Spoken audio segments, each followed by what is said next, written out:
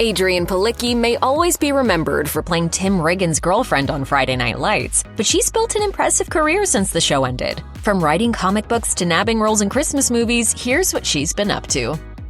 Adrianne Palicki was looking like the breakout star of Friday Night Lights in 2011 when shortly after the show wrapped up, she was cast as the lead in NBC's adaptation of Wonder Woman. If you're wondering why you never saw Palicki donning the famous tiara on screen though, it's because the superhero show never made it past the pilot stage. Several years before Gal Gadot steered the character to massive box office success, NBC bosses appeared to believe that there wasn't much of a market for comic book heroines, so the first episode was lost to the TV vaults. That was a hard one to come back from because I loved doing that. However, Palicki eventually saw the positive side of the career setback. She told Entertainment Weekly, "I would not have had a life between the stunt rehearsals, being in every scene. It would have been worth it, but it probably would have aged me massively in 3 years." Palicki's disappointment over the failed Wonder Woman pilot was no doubt compounded by the fact that she's a massive comic book geek at heart. She even has a tattoo of Supergirl. You know, I've been a comic book fan since I was a kid. But in 2014, the actor was finally able to fulfill her superhero fantasies when she bagged the role of spy Bobby Morse, aka Mockingbird, in Season 2 of Agents of S.H.I.E.L.D. And Palicki soon proved that DC's loss was Marvel's gain, as she became a fan favorite across 31 episodes before leaving in Season 3. But although she was undeniably excited about taking on the role, she also felt a huge burden of responsibility. She told Entertainment Weekly, "Going on to Agents of S.H.I.E.L.D., not knowing Bobby yet, was very nerve-wracking. It's one of those things where there's a little bit of pressure, especially with Marvel fans. It's taken very seriously, as it should be, but there's a fear that goes with it." Palicki hasn't had much luck when it comes to fronting her own franchise entry. 5 years after NBC refused to pick up her Wonder Woman pilot, she faced another setback when ABC shelved her Agents of S.H.I.E.L.D. spinoff before it ever aired. After being thrown out of the agency in the Season 3 finale, Palicki's Bobby Morse and Nick Blood's Lance Hunter were supposed to get their own show charting the characters' fortunes as they went on the run. But apparently concerned by the concept of superhero fatigue, the bosses decided they'd let fans use their imagination instead. Palicki told Den of Geek, "It kind of had this Bonnie and Clyde feel to it, with their comedy sensibility and just boom, boom, boom action. But it felt like it was more in our universe as opposed to the sci-fi universe of things. It was a little bit more grounded in human nature." Despite the disappointment, however, Palicki hasn't ruled out reprising the role of Morse in another project. That's the fun stuff. I love doing the action. It's hard to imagine anyone other than Palicki playing assassin Miss Perkins in the first installment of the John Wick franchise, but she wasn't the first choice to inhabit the formidable character. In fact, she was initially written as a he. While speaking to the film stage in 2014, Palicki revealed that even when she signed on the dotted line for the box office hit, Perkins was still down in the script as a male. In the end, however, this proved to be hugely beneficial when it came to guiding her performance. She said, "They just didn't want to weaken the character at all. They wanted to keep that masculine, emotionless character intact, which is great, and I think it really worked." Palicki has also shown her action heroine talents in several other projects, playing a SWAT leader in the straight-to-DVD movie SWAT Under Siege and covert operative Lady J in G.I. Joe Retaliation. She explained to Synapse about her pivot into the genre, "I have to say, if you were going to be typecast, it isn't the worst place to be typecast in. I love doing the stunts and being in the moment." If I get pigeonholed in that world, I'm okay with it because I love that world.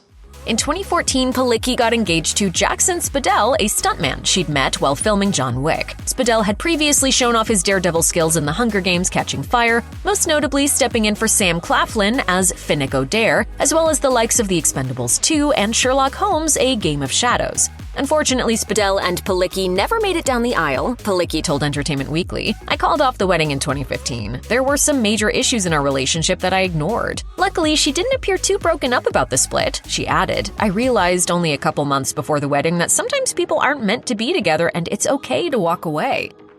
Palicki's love for superheroes like Wonder Woman and Supergirl is an interest she shares with her older brother Eric, who is a comic book writer. Everything he ever did, I wanted to do, and he's my best friend. And in 2016, the pair got to share their ultimate passion in a professional capacity when they teamed up to write their very own 4-issue comic. As you'd expect, it boasted a strong, independent woman. No Angel was centered around Hannah Gregory, a veteran of the Iraq War who, after losing her dad in a mysterious murder, heads back to her small town to uncover the truth. There, she begins to learn that her strength may be literally superhuman.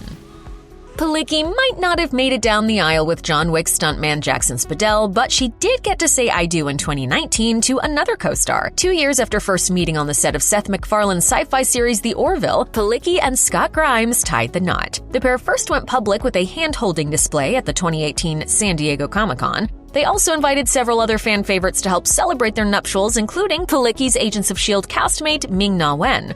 Wen wrote in a congratulatory post-wedding Instagram post, "Thank you for letting us be part of your beautiful union. You two are perfect for each other." It's fair to say that Palicki and Grimes' love story wasn't the stuff of fairy tales. Just 2 months after appearing to get their happy ending in an intimate marriage ceremony, they split. And just to make things a little more uncomfortable, they just had to face the public at the same San Diego Comic-Con where they first announced their relationship too. Reportedly, Palicki was the one who filed for divorce, citing irreconcilable differences, but she later had second thoughts, and after dropping the filing, the pair even made it to their first wedding anniversary. However, this reconciliation proved to be short-lived, and just 2 months later, Palicki headed for divorce court a second time. And on this occasion, she meant business. On Instagram, Palicki confirmed that their permanent separation had been an amicable one, writing, "So thankful for our time as a couple, even more thankful for our deep, everlasting friendship. Love you, SG."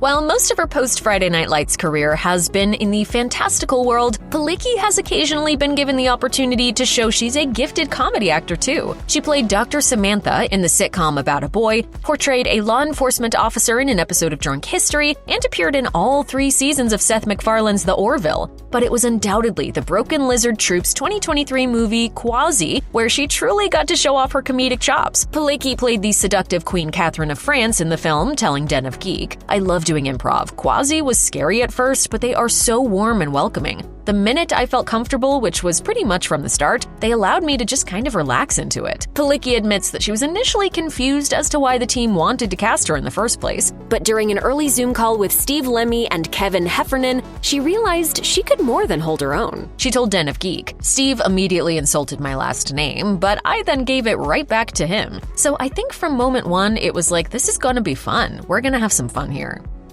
Palicki might not have much interest in reprising her much-loved character, Tyra Collette, but that doesn't mean she's averse to reuniting with her old Friday Night Lights castmates from time to time. In 2016, for example, Palicki joined the likes of Scott Porter, Jesse Plemons, and Matt Lauria for Texas's yearly TV celebration at Austin's Panther Field. That same year, she appeared alongside Connie Britton on Instagram, and in the midst of the pandemic, she hopped on a virtual get-together with Stacey Oristano, Derek Phillips, and Taylor Kitsch to reminisce about the good old days and theorize about where their respective characters would be in 2020.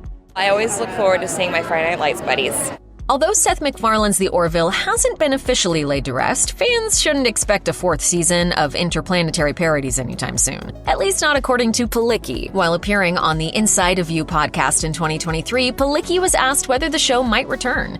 No longer doing that. She then claimed that she had no idea if the show had been canceled. Palicki also revealed that she found shooting the sci-fi dramedy a stressful experience, largely due to MacFarlane's insistence on writing the entire script himself. It became an actual real issue because there would be so much time in between seasons. In 2023, Palicki returned to her Friday Night Lights stomping ground, Texas, to appear in a feel-good Christmas movie. Directed by Julia Barnett, A Christmas in New Hope starred Katrina Bowden as the single mom of a Down syndrome preteen who attempts to make some extra money by entering an environmentally friendly seasonal home improvement competition. And Palicki played the organizer, who back in high school used to be the leading lady's #1 frenemy. Palicki posted the trailer on her Instagram page, writing in the caption, "Surprise, Christmas came early this year. Pull on your boots and gather round, y'all." This wasn't Palicki's first festive venture, however. Back in 2007, she joined an unlikely list of narrators, which included Pete Wentz, Lil Jon, and Milo Ventimiglia for a series of stop-motion animated shorts titled Winter Tales. Having appeared in everything from high school football dramas to feel-good festive movies, Palicki added another string to her bow in 2025 by starring in and co-producing a modern take on the classic Western. Due West saw Palicki play an unnamed West Texas woman who must break the law in order to receive the medical care she so desperately needs. It was a part that director and screenwriter Evan Miller penned specifically for the star. Miller explained to Ad Chat about Palicki's casting, "Adrianne and I had worked together on a short film called Thoughts and Prayers. She gave an incredible performance, which made me think, as often happens in Hollywood, here is an actress whose talents are being criminally underutilized, and boy, did she ever deliver.